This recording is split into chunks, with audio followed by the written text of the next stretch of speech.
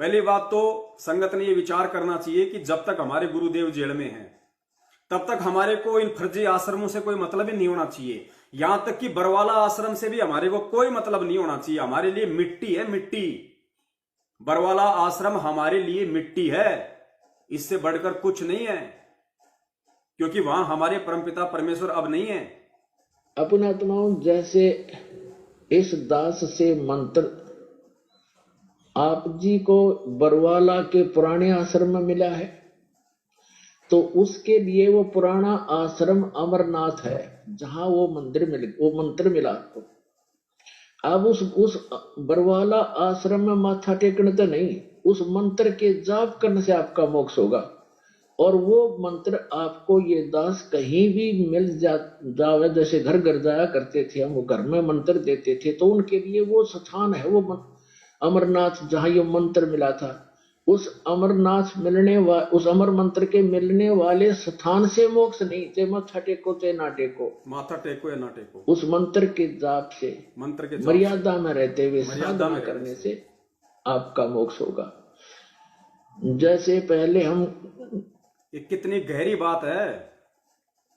अब अगर किसी भगत भाई बहन को फर्जी तरीके से अगर ऑनलाइन नाम दीक्षा मिली है, मध्य प्रदेश में लॉकडाउन के समय अगर किसी भगत भाई बहन को ऑनलाइन नाम दीक्षा मिली है मोबाइल पे, तो कहां ली उसने? अपने घर से ली ना।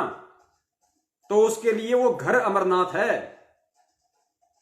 लेकिन उस घर में माथा टेकने से कि भाई ओहो, इस घर में मेरे को गुरुजी ने मेरे को मंत्र दे दिया, मेरे को नाम दीक्षा मिली, हो रोजाना उस घर में ही माथा टेके, ये सोच के कि इस घर को माथा टेकूं तो मेरा आत्म कल्याण हो जाए, जिंदगी में नहीं होगा।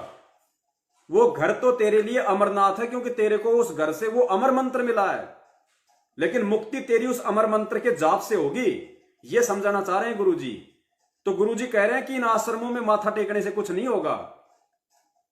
जब तक गुरुजी जिस आश्रम में है उस आश्रम में आप जाओ, अगर आपका गुरु वहां है तो उस आश्रम में अपने गुरु को माथा टेकने से वो दंडवत का लाभ मिलेगा। अपने गुरु जी के दर्शन करने से वो दर्शनों का लाभ मिलेगा। अपने गुरु जी के उस आश्रम में जाके बैठ के सत्संग सुनने से वो ज्ञान यज्ञ और ध्यान यज्ञ का लाभ मिलेगा। अब गुरु जी उस आश्रम में है ही नहीं, गुरु जी बैठे आज हिसार जेल में, और तुम मूर्खों से इन काल एजेंटों के द्वारा मत्था टिकवाया जा रहा है बैतूल आश्रम में, मुंडका के आश्रम में, जिंद और भिवानी के आश्रम में, रोहतक के सिंहपुरा के आश्रम में। और अभी अगर ये आश्रम खुल गया तो फिर तुम्हें मूर्ख बनाया जाएगा कि सतलोक आश्रम खुल गया, सत्संग शुरू हो गई आज। अरे सत्संग तुम्हारे घर पे नहीं है क्या? बरवाड़ा में क्या गुरुजी खुद आके सत्संग कर रहे हैं? वहां अगर तुम सत्संग सुनने जाओगे, या वर्तमान में किसी भी फर्जी आश्रम में जो इन्होंने खोल रखे हैं तुम सत्संग सुनने जाते हो, तो वहां कौन से गुरुजी आके सत्संग कर रहे हैं? वहां पे तो ऐसे ही वो टीवी में लगा दिया जाता है। तो तुम्हारे घर पे भी तो है वो सत्संग, तुम्हारे घर पे भी तो है, तुम्हारे मोबाइल में भी तो है, तुम्हारे टीवी में भी तो तुम वो सत्संग सुन सकते हो, जब तक गुरुजी नहीं है।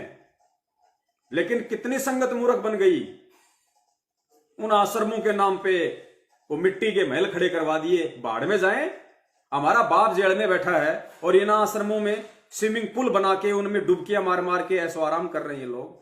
पुण्यात्मा, धिक्कार है तुम लोगों को, तुम्हारे दान करने पे, तुम्हारी इस मंद बुद्धि पे धिक्कार है। वो परमात्मा रोता भी होगा और वो परमात्मा हंसता भी होगा। रोता इसलिए होगा कि मैंने किन गधों को, मैंने किन मूर्खों को ये अनमोल, ये तत्व ज्ञान मैंने दे दिया।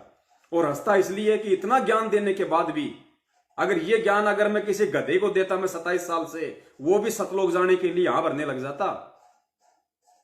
और ये मानव शरीरधारी इन गधों को ये ज्ञान देके उल्टी मैंने अपनी बेइज्जती करवाई, मैंने अपनी फजीती करवाई। आज उनके कुकर्मों के चलते मैं जेल में बैठा हूं।